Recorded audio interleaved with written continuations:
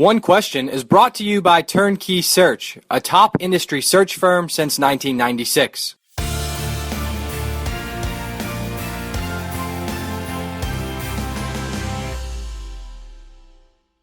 Well, I think it's one of those. It's a win the day type of philosophy.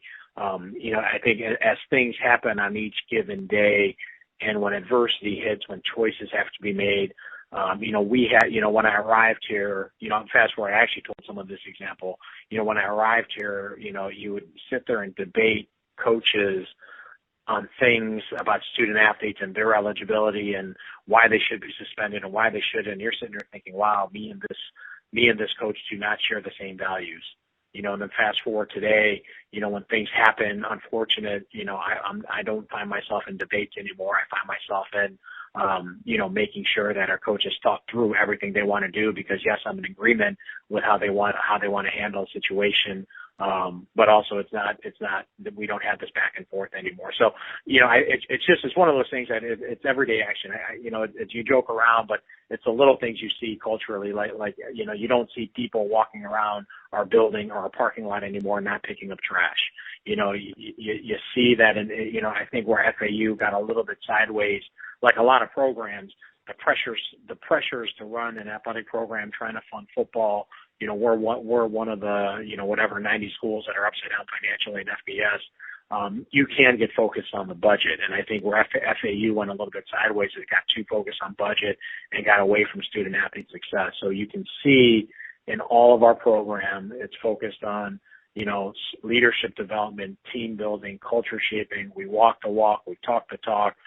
My staff, I tell them, hold me accountable in decisions I make. I'm going to hold you accountable in the decisions you make. And it's a healthy give and take that we can talk about.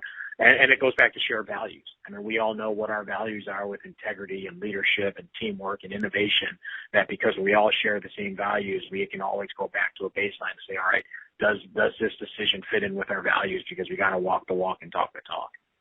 Yeah, and I'll throw this. I heard Brad Bates talk about this at Boston College. I heard him present multiple times.